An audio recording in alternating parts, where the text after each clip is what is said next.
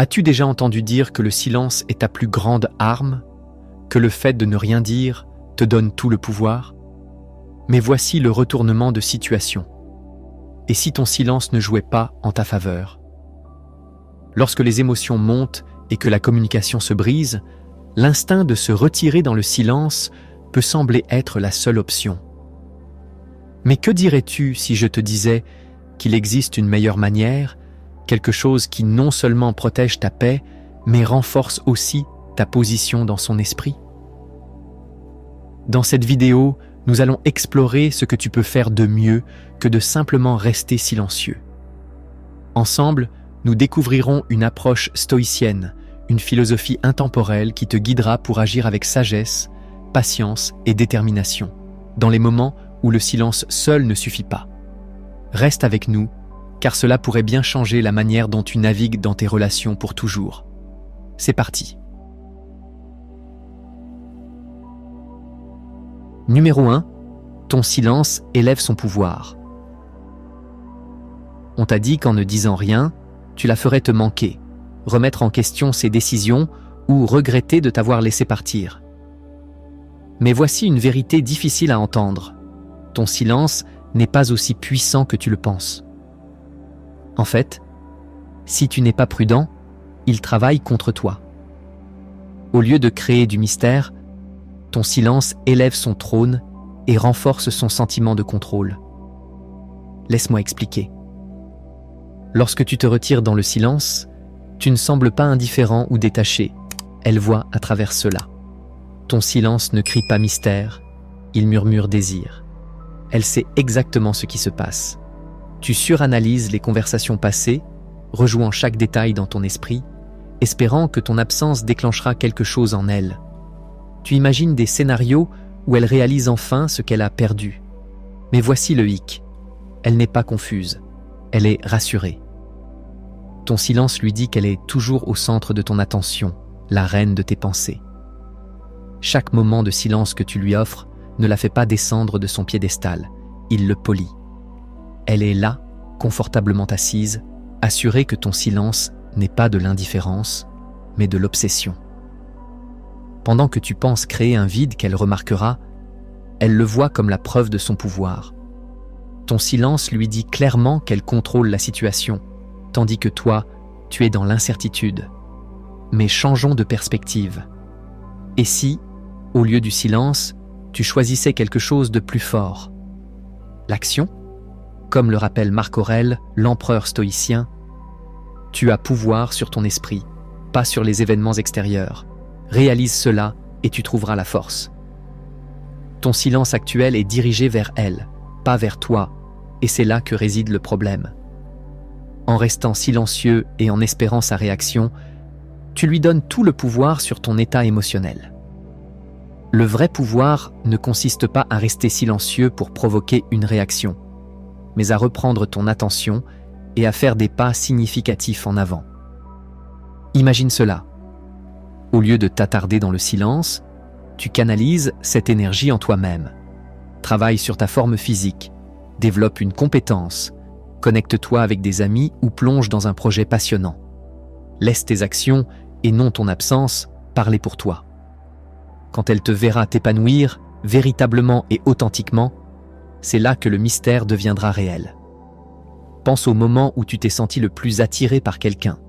Ce n'était pas lorsqu'ils étaient assis tranquillement, attendant que tu les remarques, mais lorsque ces personnes vivaient pleinement, en toute confiance et sans s'excuser. Ils ne cherchaient pas à contrôler ta perception d'eux. Ils étaient trop occupés à bâtir leur propre royaume. C'est ce genre d'énergie que tu dois cultiver. Alors arrête de construire son trône avec ton silence. Arrête de la laisser gouverner tes émotions pendant que tu restes là, espérant qu'elle le remarque. Sois l'architecte de ta propre vie. Redirige ton énergie vers la croissance, l'indépendance et la force. Comme le stoïcisme nous enseigne, la seule chose que tu contrôles vraiment, c'est ton esprit, tes actions et ton attitude. 2. Le silence est un piège, pas une tactique. Au début, le silence peut sembler être un mouvement de puissance. Tu te dis que c'est ta manière de prendre le contrôle, de lui montrer que tu n'es pas affecté. Mais est-ce vraiment le cas? Souvent, le silence n'est pas la déclaration forte et indépendante que l'on croit. Au lieu de te libérer, il te garde silencieusement bloqué. Tu penses t'être éloigné de la situation, mais en réalité, tu es toujours lié à elle, rejouant d'anciennes conversations, espérant qu'elle remarque ton absence, attendant qu'elle te manque. Voici la vérité. Le silence n'est pas une rupture nette, ce n'est pas une fermeture, c'est un limbe émotionnel. Pendant que tu es là, à curer soigneusement ton silence, elle vit sa vie. Elle ne fait pas les 100 pas en se demandant pourquoi tu es devenu silencieux. Elle avance. Pendant ce temps, ton silence devient une prison auto-imposée où chaque moment de silence devient un fil supplémentaire qui te lie à elle. Pense à cela.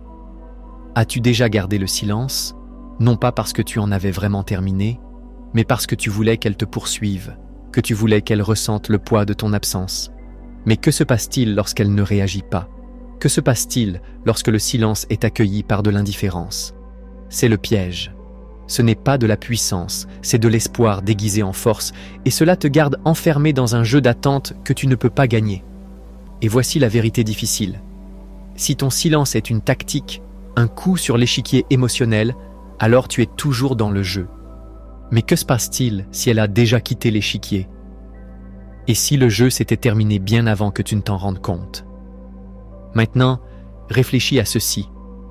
À quoi ressemble réellement le lâcher-prise? Ce n'est pas une question d'être bruyant ou de confronter quelqu'un, ni de couper quelqu'un de manière calculée. Lâcher-prise est un changement interne, silencieux. C'est choisir de libérer le poids émotionnel que tu portes, non pas pour elle, mais pour toi-même. Imagine cela. Tu es resté silencieux après une dispute, en attendant qu'elle revienne vers toi, en attendant qu'elle te contacte. Les jours deviennent des semaines et tu te dis que tu tiens bon, mais au fond, tu vérifies ton téléphone en attendant cette notification. Ce n'est pas la liberté, c'est de la captivité émotionnelle. Voici comment tu peux faire mieux. Laisse ton silence refléter la paix, pas la douleur. Au lieu de rester silencieux, te demandant quand elle remarquera ton absence, demande-toi pourquoi cela compte autant pour toi. Cherches-tu une validation? Utilises-tu le silence comme un moyen de t'accrocher ou es-tu prêt à te libérer de ce cycle émotionnel? Lâcher prise ne signifie pas que tu cesses de te soucier, cela signifie que tu arrêtes d'espérer un résultat spécifique. Tu arrêtes d'attendre qu'elle remarque, qu'elle te contacte, qu'elle te manque. Tu reprends l'énergie que tu as versée en elle et la rediriges vers toi-même. C'est le pouvoir du détachement, c'est la liberté dont parle le stoïcisme. Alors demande-toi, ton silence te sert-il vraiment ou te garde-t-il prisonnier? L'utilises-tu comme un outil de manipulation ou es-tu prêt à l'utiliser comme un moment pour faire une pause, réfléchir et grandir? La véritable liberté ne se trouve pas dans l'attente de quelqu'un, mais dans le courage d'avancer sans cette personne. C'est ainsi que tu fais mieux, c'est ainsi que tu t'élèves.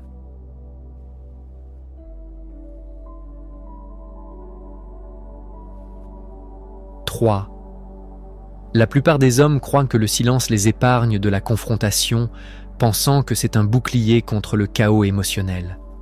Mais laisse-moi te poser cette question.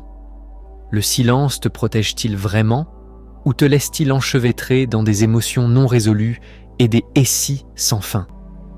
Le silence peut sembler être la voie facile, mais souvent c'est la racine du tourment intérieur. L'alternative: parle ta vérité, pas avec colère, ni avec désespoir, mais avec calme et clarté. Dire ta vérité n'est pas une explosion émotionnelle ou une façon d'évacuer tes frustrations. Ce n'est pas dire des choses simplement pour provoquer une réaction ou chercher de la validation. Au contraire, il s'agit d'exprimer calmement et sans excuse où tu en es, ancré dans le respect de soi et la raison.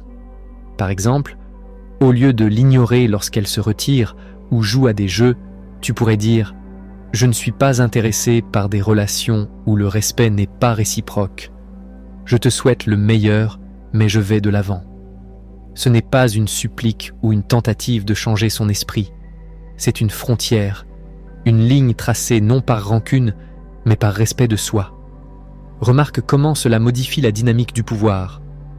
Le silence laisse un vide qu'elle peut interpréter comme elle veut, mais la vérité ne laisse aucune place à l'incompréhension ou à la manipulation. Le silence te laisse souvent à la merci de son imagination. Pensera-t-elle que tu es indifférent ou que tu es faible? Pire encore, le silence ne te libère pas toujours. Au contraire, il peut créer une boucle d'émotions non résolues à l'intérieur de toi. En revanche, la vérité est inébranlable. Lorsque tu dis « cela ne me sert plus » ou « j'ai décidé d'aller de l'avant » et que tu le penses vraiment, tu es libéré. Tes mots deviennent ton armure. Clairs, inébranlables et impossibles à tordre. Pense à cela à travers le prisme du stoïcisme.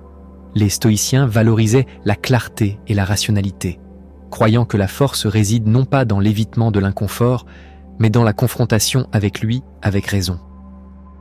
Marc Aurèle disait « Si ce n'est pas juste, ne le fais pas.